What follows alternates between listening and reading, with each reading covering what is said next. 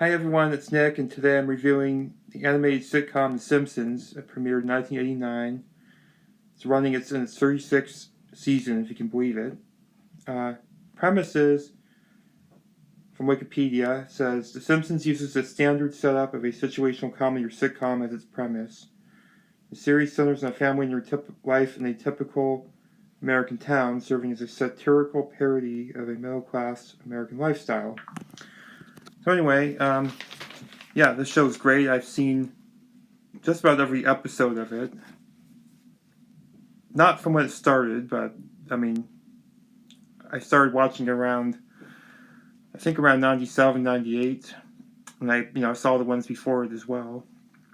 And I love it. The only period I wasn't a big fan of the show, which I almost gave up on, I just found the period around the 20s, the 20 seasons, 20 to 28 or 30. But thankfully around 30 or 31, they started picking up again. It started to get better. It's kind of hard to explain why I didn't find that period great. But anyway, every other period I've pretty much been a fan of, some more than others. And so the characters in the show, of course, you have Homer Simpson. He's the bumbling idiot father. He gets in a lot of funny situations. He works at a nuclear power plant, despite what an oaf he is. Somehow they still employ him, and he's fond of the sleeping at work and eating tons of donuts. And he gets upset. He's kind of a Philistine. He's not really a fan of things that are he doesn't like things like the opera, or he doesn't like things that are educational. He finds them boring. He finds that kind of stuff boring. And and then their episode, some of my favorite ones of the show are these Treehouse of Horror episodes. Those are generally pretty good. There's one episode, kind of explaining how he acts and through ways he gets upset at certain things. There's an episode where the mayor of the town, what's his name? Mayor Quimby. He makes a racial slur about the French. He likens them to looking like frogs. And of course, in the show, being a satire, they're upset about it, and their chins are puffing out like that, or kind of like frogs. And they launched a nuclear missile at Springfield because Quimby refused to apologize for the racial slur he made. And anyway, Homer's looking at in preparation for a potential attack. His family wanted him to go buy a new bomb shelter because the one he had was pretty bad.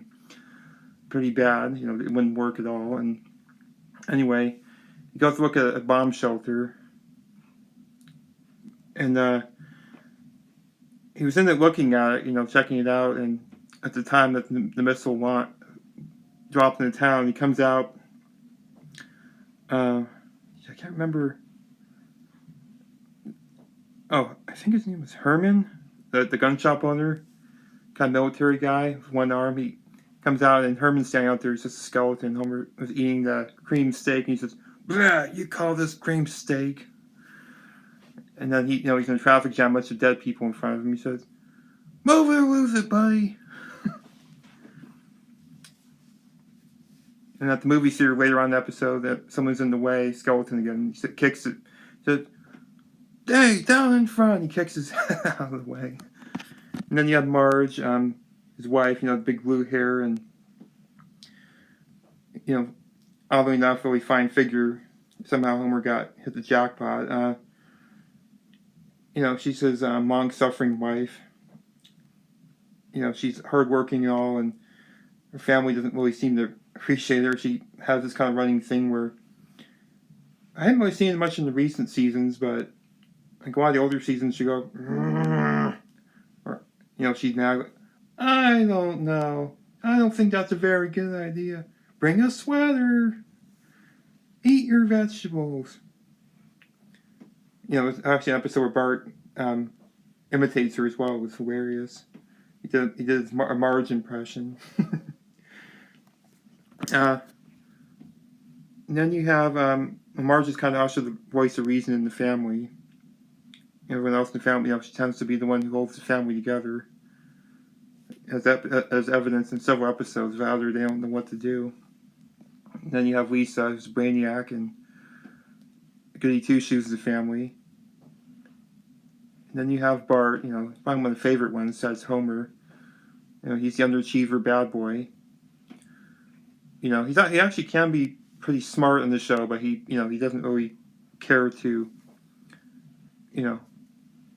pursue that. He just rather be the underachiever. Pulls pranks. Like there's a running gag in the show. He calls Moe's Tavern, and I'm not sure if Moe knows it's him or not. I mean, I've heard people say that Moe actually does know it's Bart, but he pretends not to know. He's lonely, likes getting the calls, but deep down he likes getting the calls. But he calls Moe, and sometimes he'll say "Is there a Maya Butt Reeks?" Or "Is there Amanda? I'm looking for Amanda Hug and Kiss."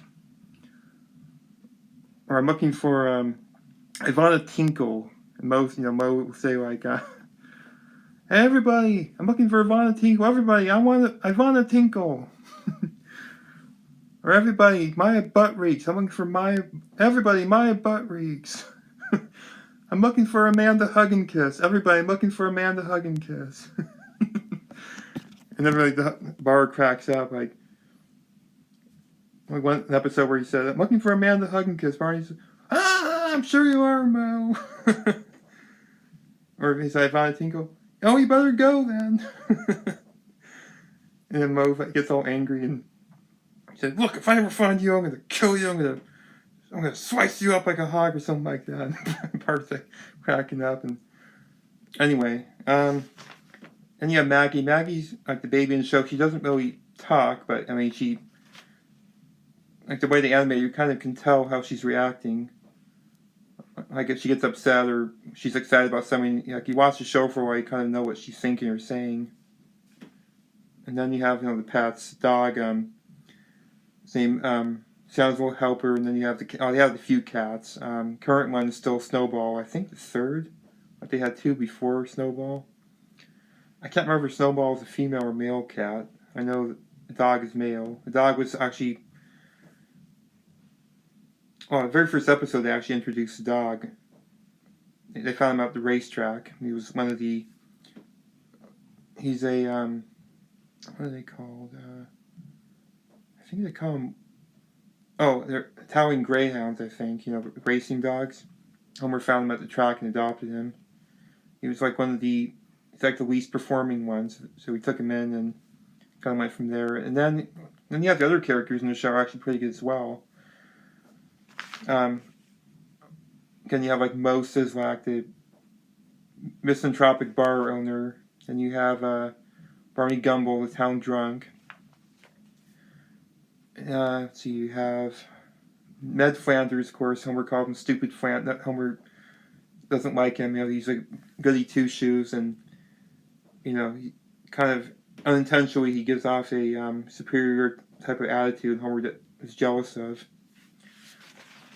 Him and his family, the Flanders. For a while, for a time, he had a wife named Maud who dies toward the end of the 90s. She gets killed because because the voice actress,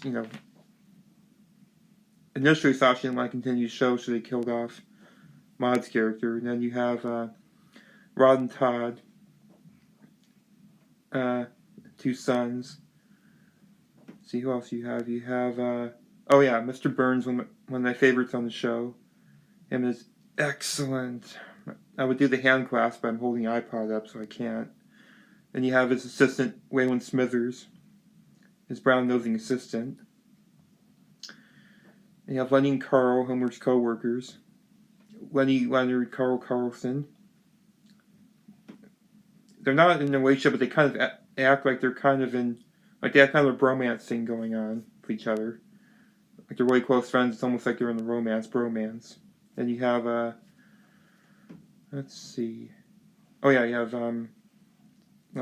I named a lot more, but I don't want to take too much time. Then you have some other iconic ones. You have Reverend Lovejoy and Helen, his wife Helen.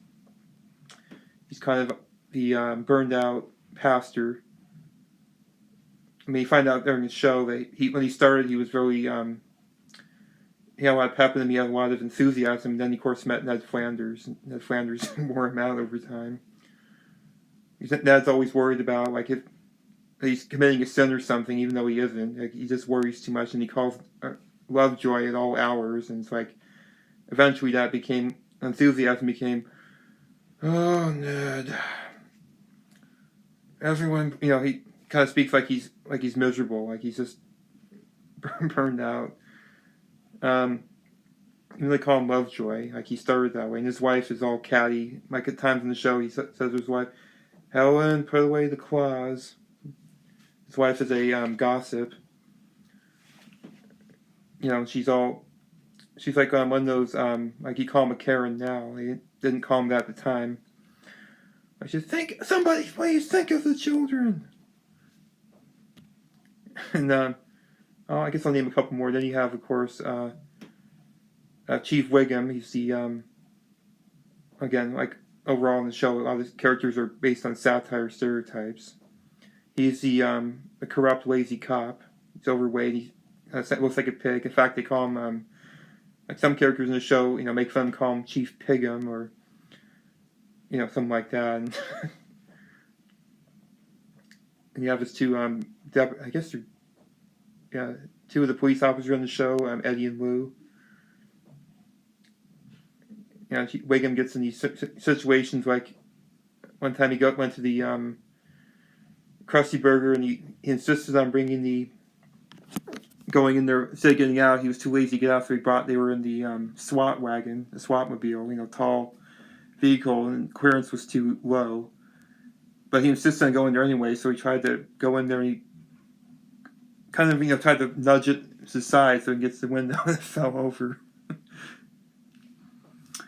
Then you have Principal Skinner. He's it's a kind of, they call him in the show Wiener.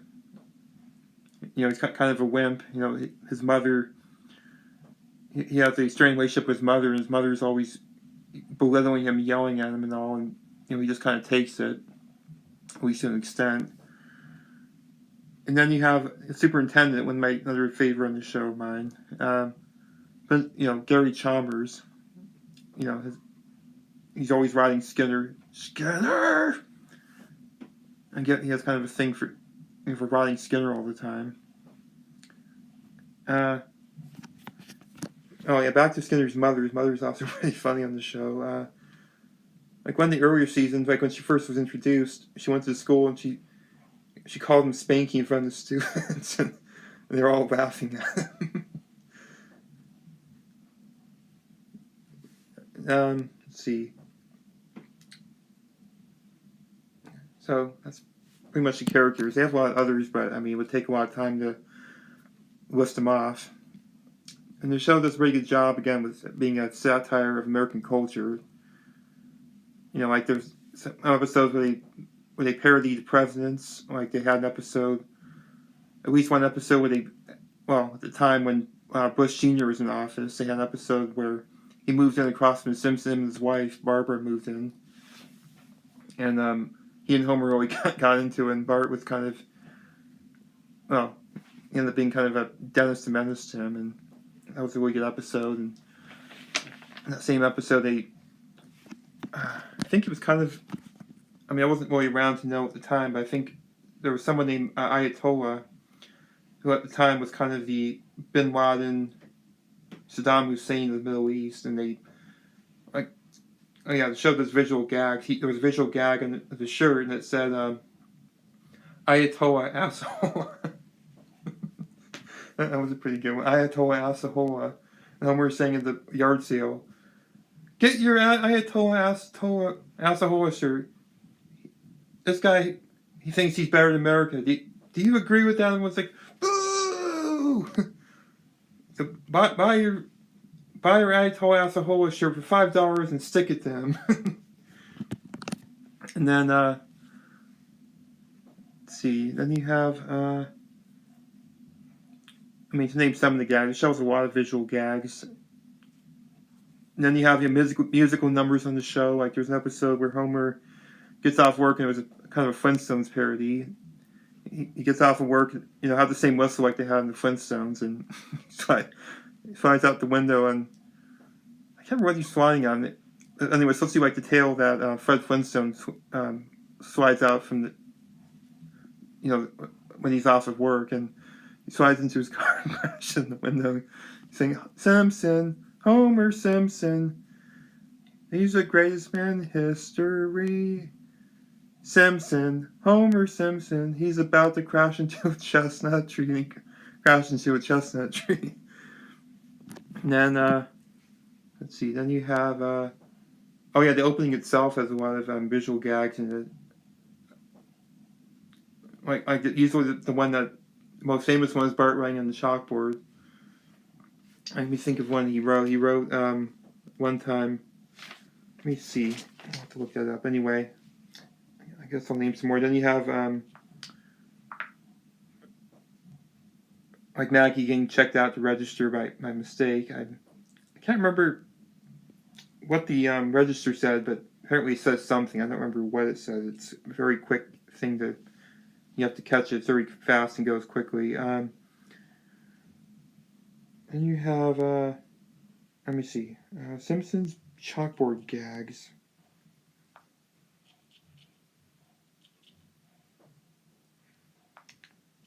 Let me see. Name a couple here. Here we go. They have a whole list of them. Here's one of the first ones. 1990. I will not waste chalk. I will not burp in class. Season 1. I'm going to go look for another. And the later ones. Let's see. Yeah, there's tons of them. Except for the very first episode. Every episode has a gag. Here's one from Who Shot Mr. Burns, one of the most iconic episodes. I will not complain about the solution when I hear it. Bewitched does not promote Satanism. No one wants to hear from my armpits. Same season. I can't remember what season. It's from 1995, whatever season that was. Okay, then you have. I'm just going to list various ones. It's a lot of them. It's a long series. Let's see. Here's from season 18, one of the more recent seasons. This one actually didn't have a gag. Some of the recent ones don't have a gag. I forgot about that. They just cut to the Simpsons running to the sofa. Here's another one. Season 18. From 2006. Skinner writes instead of Bart. A baby beat me up. Let's see what else you got here. 2013. I will not tweet as the principal's toilet. I'm sorry I broke the blackboard. He's on the whiteboard this time. School's not falling apart. Then, see, one of the most recent ones is...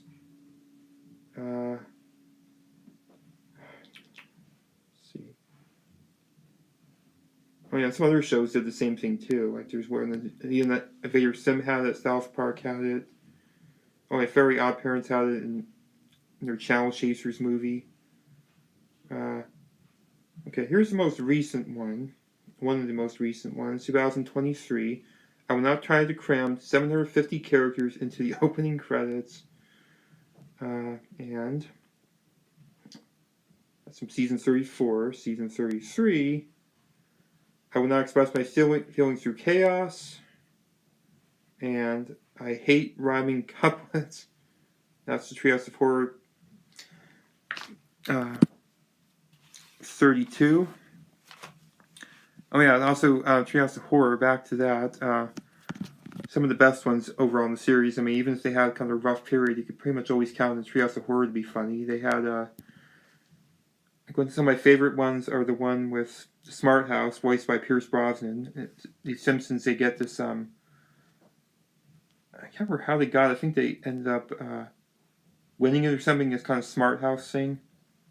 and Pierce Brosnan guest starred at the guest house, and he ended up being this.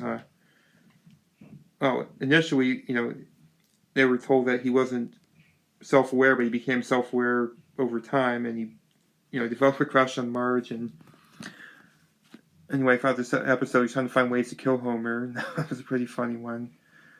Ultimately, he ended up throwing him out, and then Patty and Selma found him, and they took him to her house, much to his horror. And then you had, another one. They had an episode where they did a parody of Death Note, which was a pretty good one. Actually, that was the one that got me to watch Death Note. I hadn't seen it before that, or maybe I had, and I don't remember. Didn't finish it, but anyway, I saw it after that. Now that one, despite it being a parody, actually that did make an improvement over Death Note. Ironically enough, with Death Note, a lot of the deaths are basically the same thing, heart attacks. And that one, they actually made it where Bart was was Lisa who's Light Yagami in the show. In that one, because Bart, isn't the child prodigy. So the stipulation was, instead of it just being, could be the same thing over and over, basically every death had to be unique. So every death was like, one death was like a satellite fell on so-and-so person, someone falls into a wood chipper. Every time it gets written down, it happens, no matter how improbable it is. That was pretty amusing. And then another one was, let's see. Oh yeah, of course, the one, like I said earlier, of Homer, the nuclear blast episode was really funny. It ended up being a parody of the Omega Man, the Homega Man. That was a really good one. Then you had, let's see. Oh yeah, they had an episode they parodied Nightmare on Elm Street, Nightmare on Evergreen Terrace. That was a really good one. And I had a lot of good ones, but those are some of my favorite ones, name offhand. I can see this is going a bit long, so I think I'll probably end here pretty soon. I've listed a good amount about the show. So basically, another thing about the show. It's another show that Married with Children, which I also reviewed on the channel. It had influenced. This is like an animated answer to it. And while I do like that show as well, Married with Children, quite a bit, I think The Simpsons was overall an improvement. It did make improvements over it, which is one of why it's been going on longer. Also, the show is a better satire overall. I mean, Married with Children is also satire, but The Simpsons had better writing too. It was a better satire in general. And then, let's see. It's also been going on, like I said, a lot longer. I mean, even if it had some weak periods, there's a reason why it's still going on.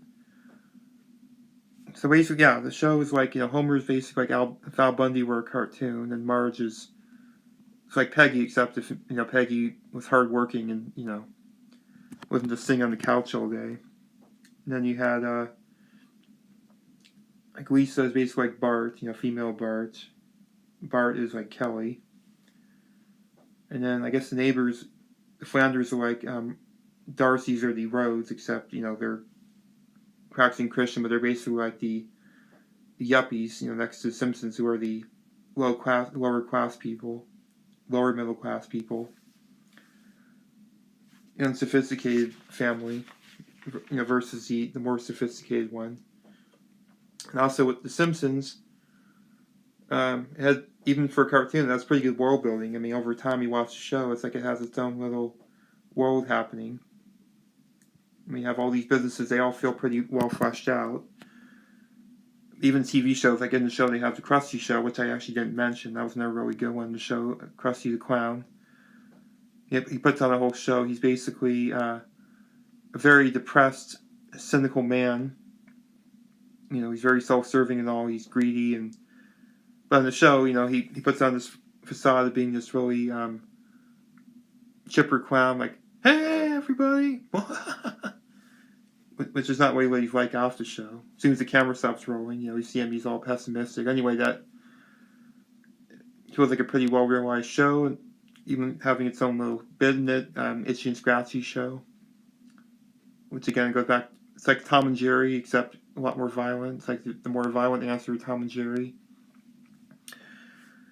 Then you have like celebrities in the show, like Rainier Wolfcastle, and who's Arnold Schwarzenegger. And then you have let's see, who else is there? Kent Brockman. He's like kind of the kind of satire of a pompous news anchor. Then you have his long-suffering helicopter man, Artie Pye. Who